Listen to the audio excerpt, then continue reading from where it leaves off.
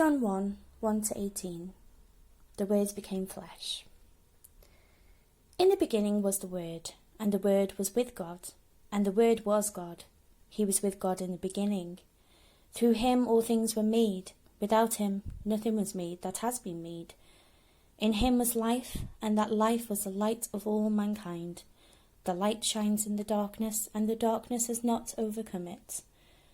There was a man sent from God whose name was John. He came as a witness to testify concerning that light, so that through him all might believe. He himself was not the light. He came only as a witness to the light.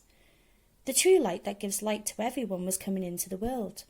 He was in the world, and though the world was made through him, the world did not recognize him. He came to that which was his own, but his own did not receive him.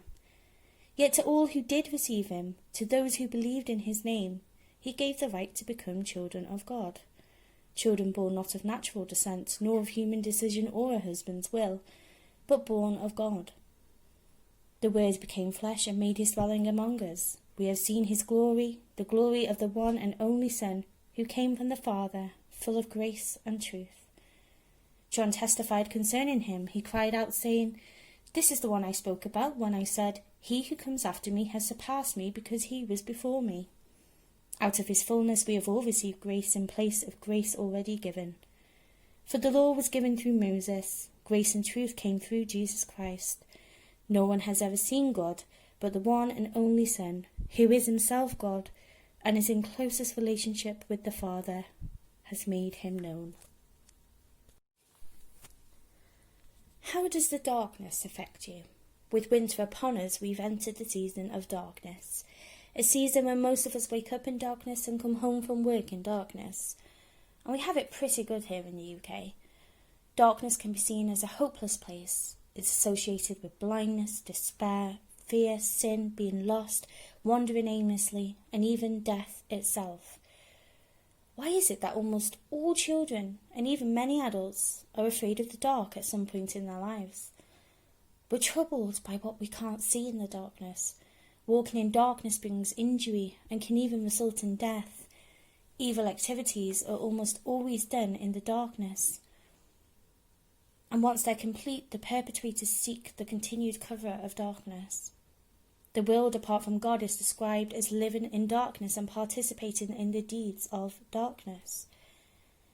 But did you know that even when we were living in darkness, in full rebellion against God, none of us have ever been completely without a light? You see, God has left a light within every person that's ever lived to point the way to him.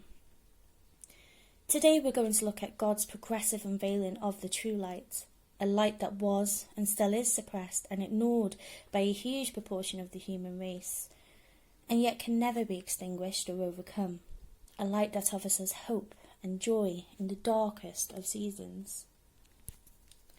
The passage of John 1 verses 1-18 begins with the instruction of the Word, a person who was there when the universe and all created things came into being, at the time when emptiness and darkness exploded with light and life. We're also told that this person called the Word was not only with God at that time, he also was God. The Word was God, and the Word was with God in the beginning. All things that have come into being by the Word, and not only was this person called the Word present at the beginning of all things, he was actually the one doing the creating.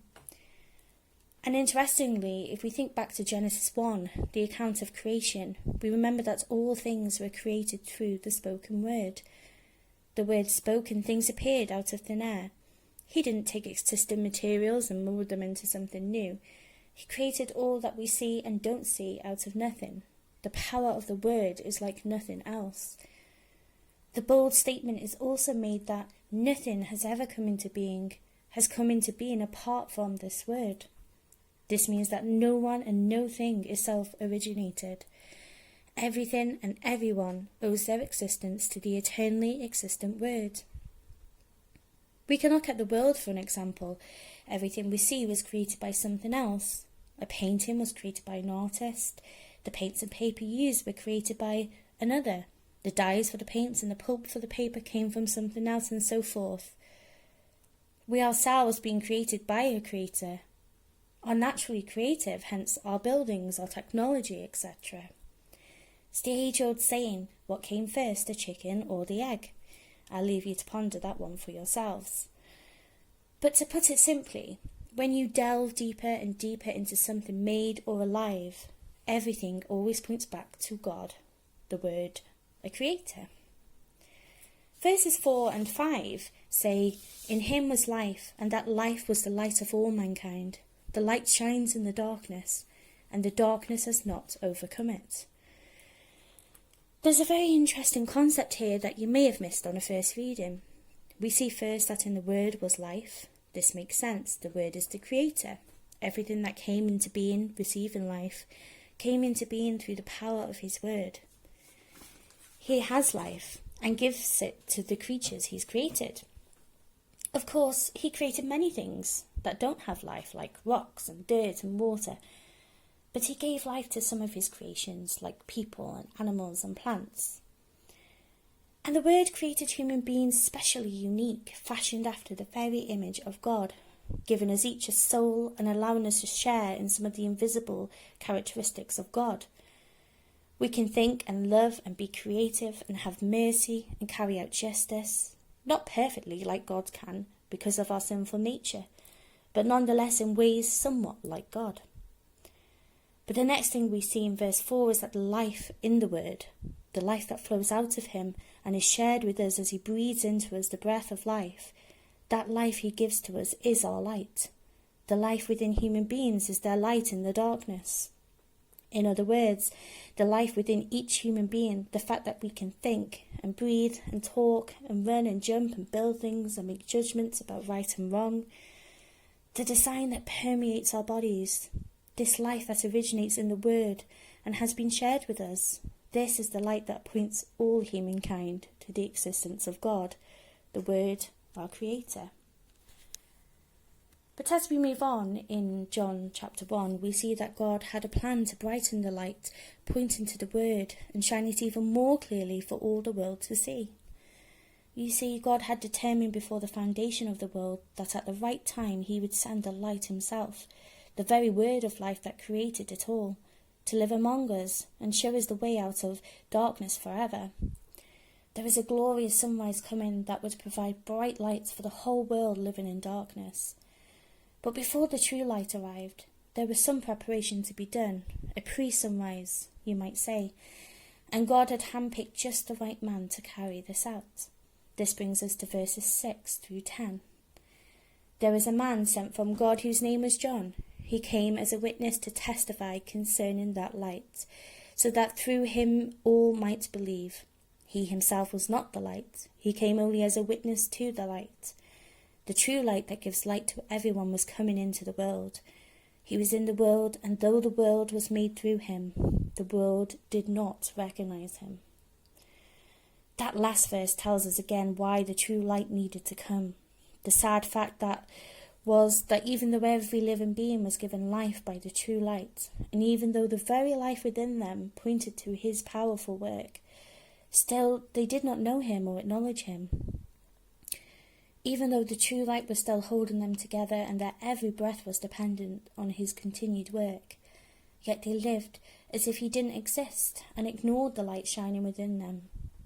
So as God prepared to bring the sunrise, he sent a man named John the Baptist to testify about the true light, the Word, who was coming into the world. His job was to prepare people's hearts, showing them their need for the true light and telling them ahead of time that the true light was coming. And now, continuing on in John 1, we arrive at the full sunrise. Verses 10 to 18 say, He was in the world, and though the world was made through him, the world did not recognize him. He came to that which was his own, but his own did not receive him. Yet to all who did receive him, to those who believed in his name, he gave the right to become children of God, children born not of natural descent, nor of human decision or a husband's will, but born of God. The Word became flesh, and made his dwelling among us. We have seen his glory, the glory of the one and only Son, who came from the Father, full of grace and truth. John testified concerning him. He cried out, saying, This is the one I spoke about when I said, He who comes after me has surpassed me, because he was before me. Out of his fullness we have all received grace in place of grace already given. For the law was given through Moses, grace and truth came through Jesus Christ. No one has ever seen God but the one and only Son, who is himself God and is in closest relationship with the Father, has made him known. The true light has arrived, the Word, the one who spoke us into being, and is still right now holding each of us together. When he became flesh and lived right here on earth with us, the very creator of the universe living and walking around on earth among those he created. This is what we call the Incarnation, what we celebrate this time of year, when the only Son of God, the Word Jesus Christ, put on human flesh and came to earth as a helpless baby in order to provide a way for us to come out of the darkness and walk into his perfect light. He came to his own people, but they rejected him. The people of Israel, God's chosen people, who should have recognized him more readily than anyone else, and who had more opportunities to see his power and glory on display through the healings and miracles he performed among them. His own people in the end rejected him, being led astray by their leaders who were so entrenched in their own power and religious observances that they turned their back and pretended it wasn't happening, even in spite of the huge amount of prophecies in the Old Testament about the coming Messiah and how Jesus perfectly fulfilled them all. Why did they turn their backs? Is it because people prefer darkness to light? Perhaps it's what they're comfortable with, and they think if they stay there, they can live their lives however they want and be their own God. They may even think they're choosing freedom, but are really enslaving themselves to the darkness and will experience the pain and hopelessness you might expect if you try to live your life in complete darkness. However, the good news is that none of us need to walk around in darkness and always have a choice to move into the light. The message Jesus was and is shining into the world is that there's a way out of the darkness. There's light that shines in the darkest of seasons. There's hope that drives away the hopelessness. There's power to break out of whatever darkness has a hold on our lives.